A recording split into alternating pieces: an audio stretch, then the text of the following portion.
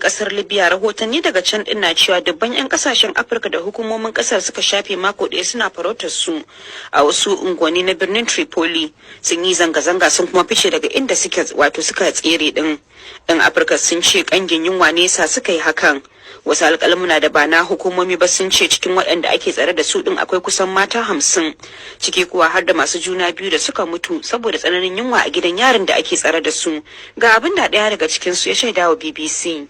Sun shigo mana kamar karfe 3 na dare a cikin gida, da duk daga suke kare gidan sai su shiga su duka da sai da fanikin. To wallahi mutanen da dai suka kama suka kai gidan kusu zani ce ma fiye da mutum 4,500 ko 600. 'Yan kasar Niger, 'yan kasar Najeriya, 'yan kasar Sudan, 'yan kasar Chad, 'yan kasar Habasha, Ethiopia, mutane kabila daban-daban, garuruwa daban-daban. Haka mutum ya kai wajen mutum 4,000 da wani abu. Wallahi babu laifin tsakala, babu na dare, babu da wani laifi. Abu ne sun ne da shi kasuwanci da mutane, inda suka kiwo har yanzu suka nuna mana in mutum yana da kamar 5,000 ka fito, saboda ko mutane da yawa wanda suna control kuɗi a waje inda yan uwansu nan na waje sai a sako mutum. Da ni da iyalai suka kama, ina da yaro 2, matata kuma har yanzu tana da juna 2. Matata yanzu akwai wani prison da ake kira Sharzawa mai ta aka kai su wurin, an kai mace 700 ta wurin. Abin da ya kawo zanga-zanga shine yiwuwa, saboda kwanan mu 8 abin da suke ba mu guntun burodi shine makice, in sun kawo mana shi kamar karfe 3 na marice ke gobe kuma karfe 3 na marice. Wurin babu wurin kwanci, baka iya ka ce ko dan sanda kana da sallah kashi da ya baka.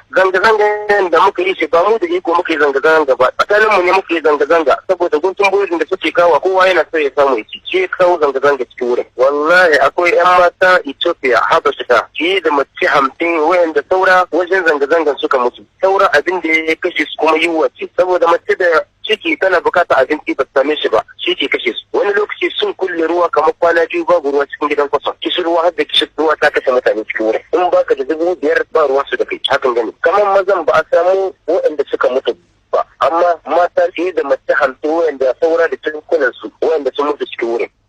To sai dai kuma tun a satin da ya gabata ne hukumomin kasar ta Libya suka yi ikirarin cewa kamun da suke na 'yan Afirkar ya shafi masu ta'ammali da miyagun kwayoyi ne, to amma kuma su 'yan Afirka sun musanta hakan.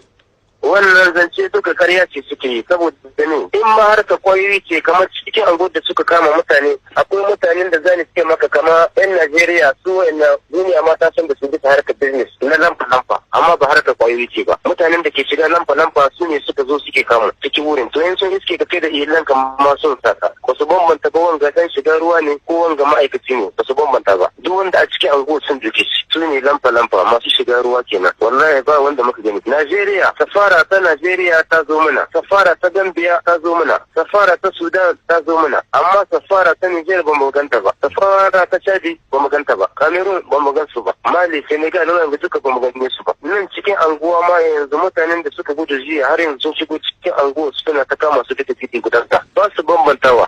Duk in sun ga dai kai bacci ne sun kama ka, babu bambanci. Kai ka gudu baka gudu ba, ma'aikaci ne sun duke ka, ba su bambantawa. Daya daga cikin dabban 'yan kasashen Afirka waɗanda suka yi zanga-zanga sanadiyar yunwa a gidan yarin da ake tsare da su a birnin Tripoli na kasar Libya kenan.